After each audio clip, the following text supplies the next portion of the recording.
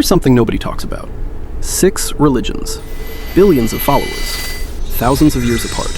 Different prophets, different books, different gods, different everything.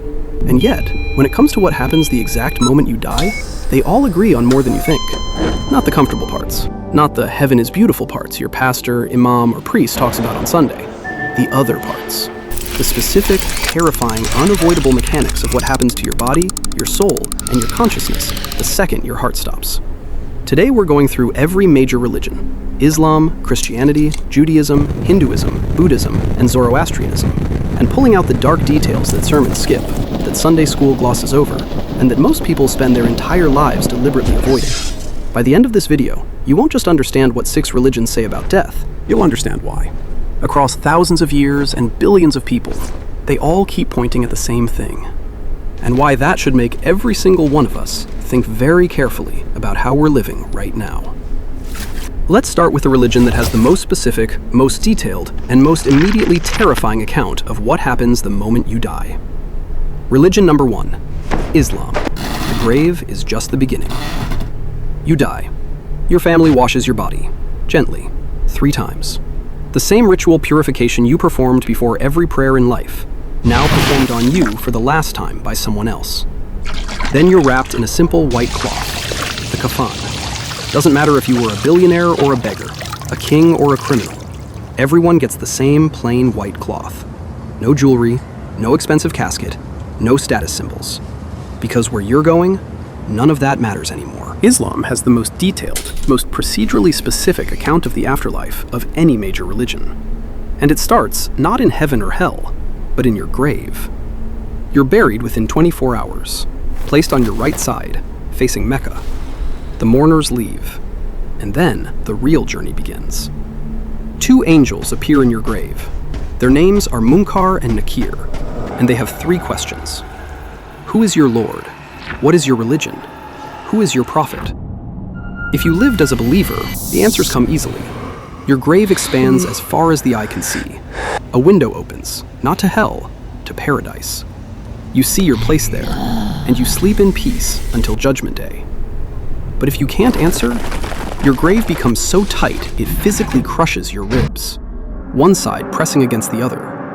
Then a window opens, not to paradise, to hell, and you experience the punishment of the grave until the day of resurrection. This period, between death and judgment, is called barzakh, the barrier, the waiting room between what you were and what you will become. Then comes the day of judgment. A trumpet sounds. Every soul that ever lived is simultaneously resurrected from their graves. All of humanity, every person who ever drew breath, gathered on one massive plain under a sun brought so close that people are drowning in their own sweat. The Quran is specific about this. Some people, depending on their sins, up to their ankles, some up to their waists, some up to their necks. Then your book of deeds is handed to you. Every action, every word, every thought, the good and the bad, recorded with supernatural precision. Righteous people receive it in their right hand, the wicked in their left hand, behind their back. Then the scales, the mizan, cosmic balancing scales where every deed, even one the weight of an atom, is measured.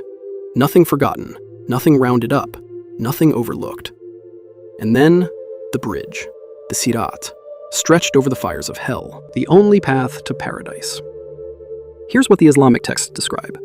This bridge is thinner than a hair, sharper than a sword, and everyone, every soul that ever lived, must cross it. Believers cross based on their deeds, some like lightning, some like wind, some walking, some crawling on hands and knees. The prophets stand at the other side calling out, "Oh Allah, save them, save them!" Those who rejected faith, they fall into the fire below. Islam describes 7 levels of hell and 7 levels of paradise. The highest level of paradise, Firdaus, is directly beneath the throne of God. The lowest level of hell makes everything above it look like relief. The grave interrogation, Munkar and Nakir and their 3 questions, is one of the most psychologically haunting concepts in any religion. 3 questions. Who is your Lord? What is your religion?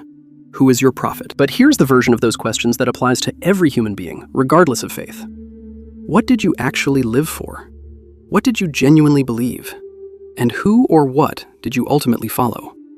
Not what you said at the right moments, Not what you posted, not what you told people at family gatherings, what you actually lived. The grave doesn't grade on presentation, it grades on reality. And the terrifying thing about those three questions isn't that they're asked after death. It's that your life is already answering them, right now, whether you've thought about it or not. Islam's afterlife is the most procedurally detailed of any religion. But the next one, Christianity, is where it gets complicated. Because depending on which branch of Christianity you follow, what happens after you die is completely different. And one version involves a place that the church spent centuries trying to convince you was merciful, but sounds anything but. Religion number 2, Christianity. 3 destinations, 1 judgment, and the place nobody wants to talk about. Christianity sounds simple on the surface. You die, you go to heaven or hell. But the moment you go deeper, the moment you actually look at what different branches of Christianity teach about the mechanics of death, it gets complicated, dark, and surprisingly specific. There are 3 major Christian traditions, and they don't agree on what happens to you after death.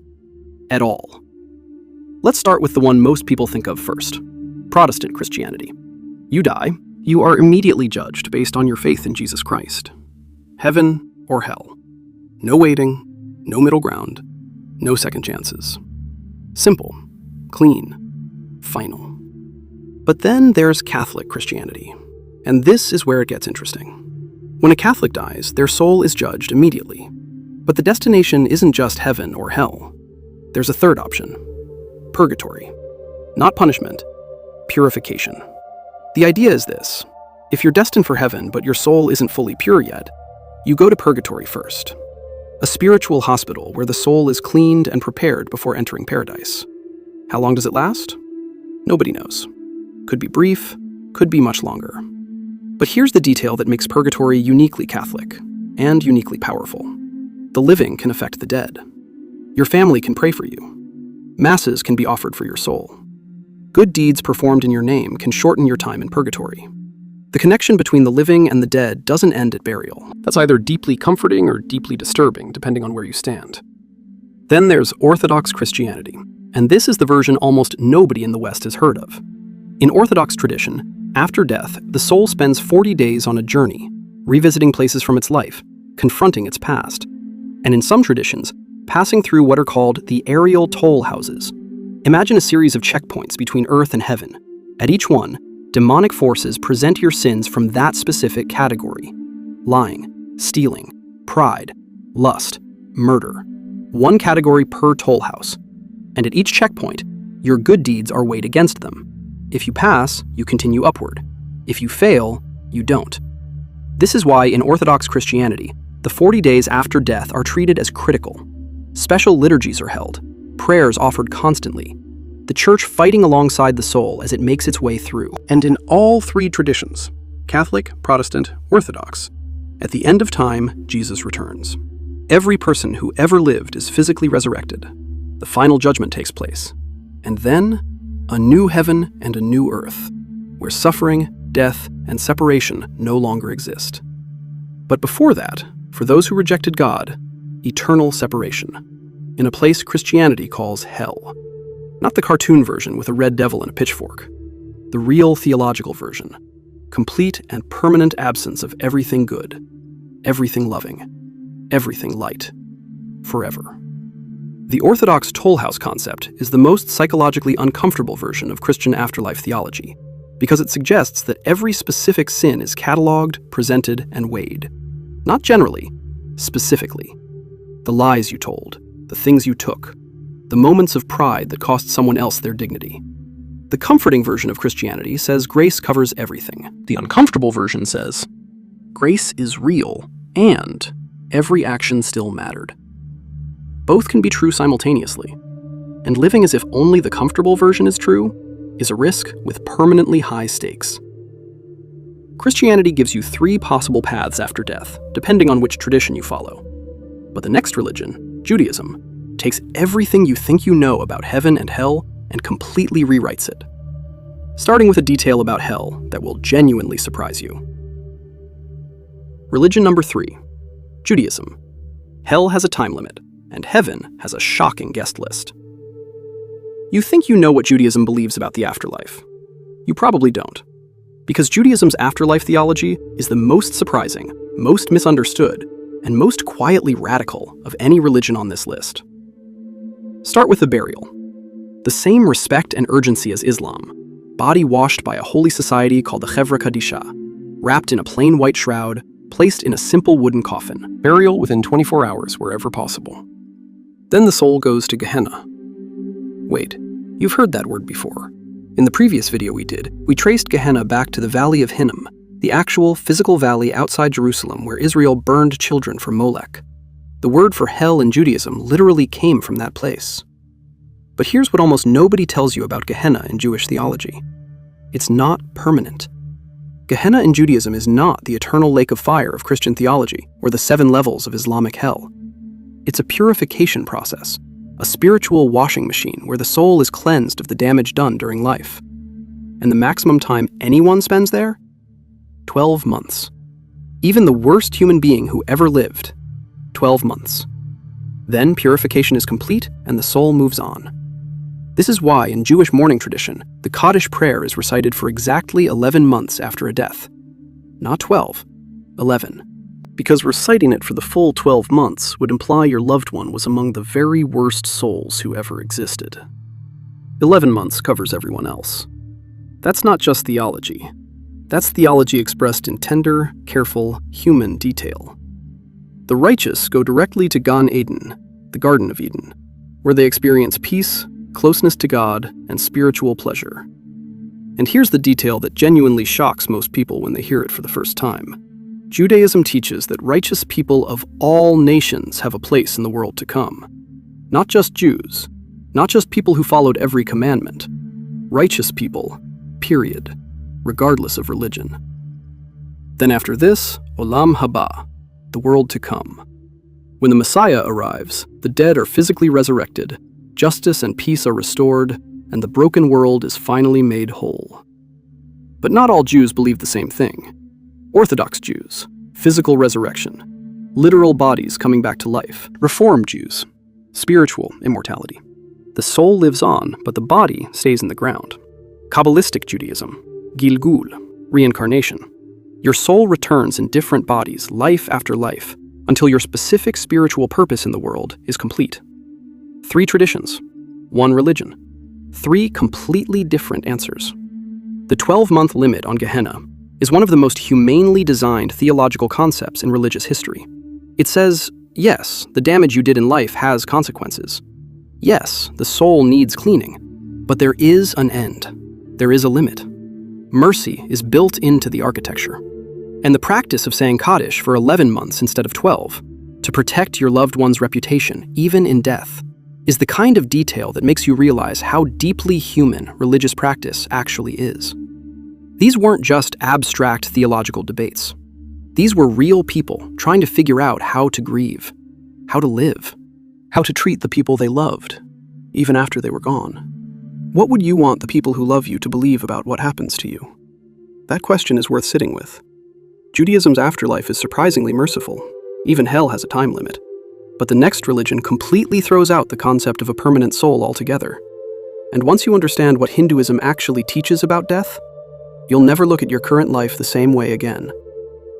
Religion number 4, Hinduism. You've done this thousands of times already.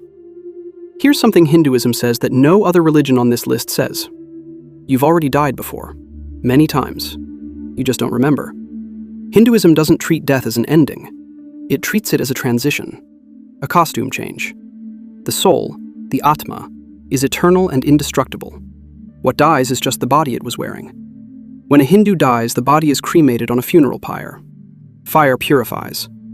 The eldest son traditionally lights it. After hours, the body becomes ash, scattered in a sacred river, the Ganges being the most holy. Then the real accounting begins. Messengers of Yama, the god of death, arrive and take your soul to his realm for judgment. Every action of your life is reviewed, every thought, every intention. Good karma and bad karma, tallied with complete precision.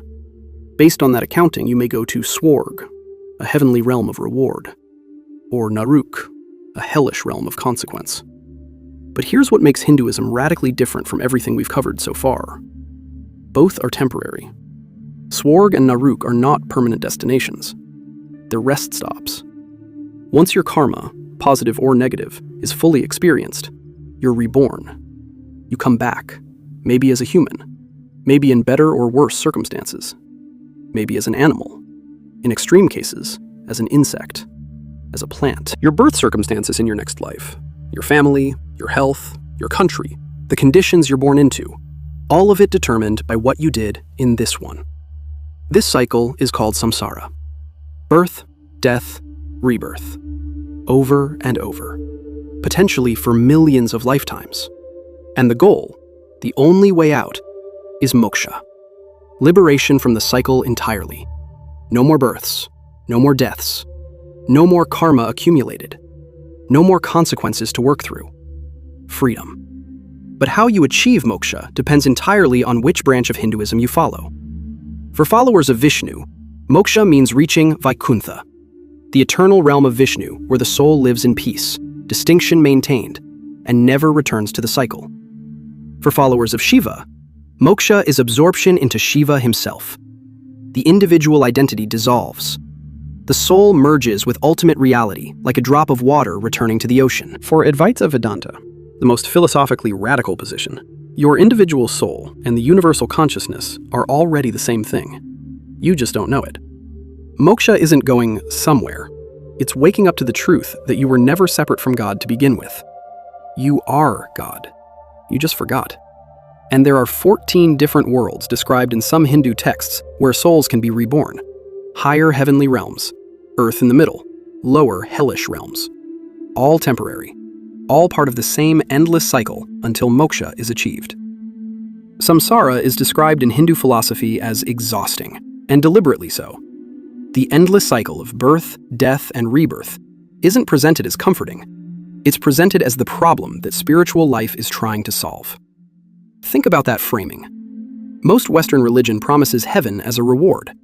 Hinduism says even heaven is just another stop on a wheel you need to eventually get off. The question Hinduism asks isn't, are you going to heaven? It's, what are you accumulating right now? And is it bringing you closer to freedom or deeper into the cycle? Because according to this framework, every action you take today is writing the script of your next birth. Not metaphorically, literally. What script are you writing? Hinduism says you've died before and you'll die again until you find your way out. But the next religion takes that concept and does something philosophically wild with it. Buddhism agrees there's rebirth, but then says there's no permanent soul to be reborn. And the way it resolves that contradiction is one of the most mind-bending ideas in the history of human thought. Religion number 5, Buddhism. There is no soul, and yet something continues. Buddhism starts with a statement that breaks everything. There is no permanent self, no eternal soul, no unchanging essence that moves from body to body, no you that persists across lifetimes in the way Hinduism describes.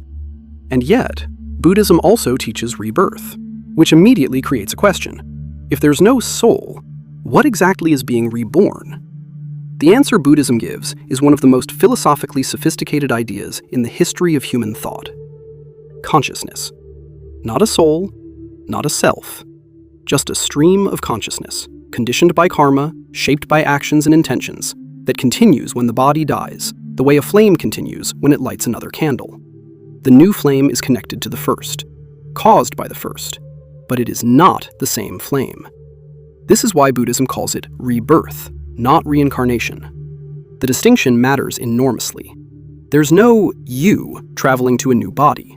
There's a pattern, a karmic momentum that shapes a new consciousness when the old one ends. Now, different branches of Buddhism describe the mechanics of what happens at death in very different ways. Theravada Buddhism, practiced in Thailand, Sri Lanka, Myanmar, says rebirth happens almost immediately after death. No waiting period. Based on karma, consciousness moves straight into a new existence in one of 6 realms. Mahayana Buddhism, practiced in China, Japan, Korea, introduces the concept of pure land. Through devotion to Amitabha Buddha, a person can be reborn in a perfectly pure realm. Not final liberation, but ideal conditions for achieving it. Buddhism says that gap has consequences. You practice what you perform. And at the moment that matters most, you will do exactly what you practiced.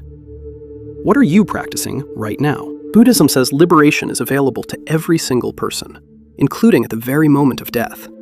But the last religion on this list does something no other religion does.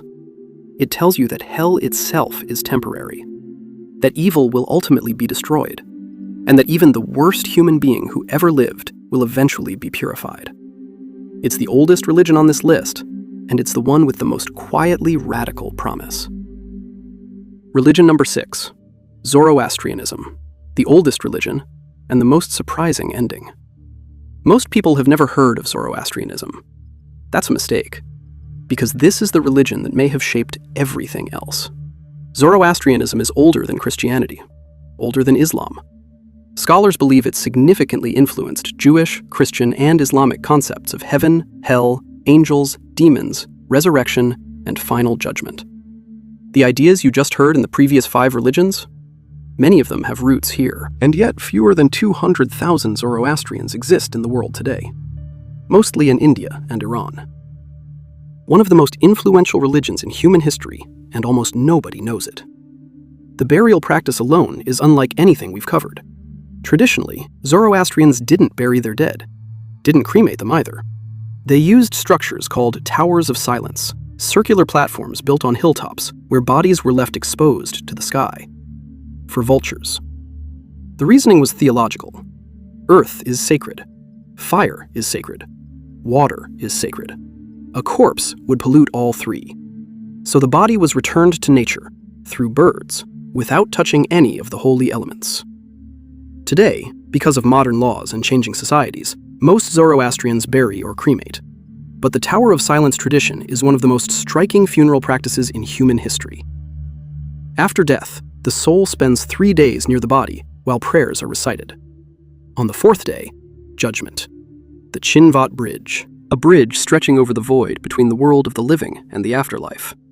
And at the moment of crossing, your conscience appears to you in physical form, a figure called Dana, your own moral record personified. If you lived righteously, Dana appears as a beautiful young woman. The bridge widens, the crossing is easy. The soul reaches the house of song, paradise, in the presence of Ahura Mazda, the god of goodness and light. If you lived wickedly, Dana appears as a hideous and terrifying figure. The bridge narrows to a razor's edge, and the soul falls into the house of lies, a place of darkness, punishment, and suffering. There's also a third option. If your good and bad deeds are exactly equal, you go to Hemistagon, a neutral gray state, neither pleasure nor punishment, just waiting. But here is where Zoroastrianism does something none of the other 5 religions on this list do. Hell is not eternal. In Zoroastrian theology, evil is not a permanent feature of existence. It's a temporary corruption that will ultimately be defeated. The cosmic struggle between Ahura Mazda, goodness and light, and Angra Mainyu, darkness and deception, has a final ending. At the end of time, Frashokereti, the final renewal, evil is destroyed completely. The dead are resurrected. A river of molten metal flows across the earth. And here's the detail that will stay with you. For the righteous, the molten metal feels like warm milk. For the wicked, it burns. It purifies. And eventually, even those who spent time in hell are cleansed by it. Every soul, even the most corrupt, is ultimately purified and joins the perfected creation. Hell empties. Evil ends. Everyone is saved. The universe is restored, perfected, made whole. Not because suffering doesn't matter, but because the God of light is ultimately, completely victorious. Zoroastrianism presents the most quietly hopeful afterlife of any religion on this list. And yet it's the one almost nobody knows. The idea that evil is temporary, that even hell has an ending, that the arc of existence ultimately bends toward restoration rather than permanent division, is either the most comforting thing you've ever heard or the most unsettling. Unsettling because, if that's true, then the stakes of how you live aren't about avoiding permanent punishment. They're about something deeper, about what kind of person you're choosing to become in the time you have, about whether you're on the side of light or the side of deception. Not because you're afraid of hell, but because it genuinely matters which side you're on while the story is still being written. Every religion on this list asks you the same question in a different language. Who are you becoming? And is that who you want to be when this ends? 6 religions, thousands of years, Billions of people. Islam says 2 angels are waiting in your grave right now, with 3 questions your life is already answering.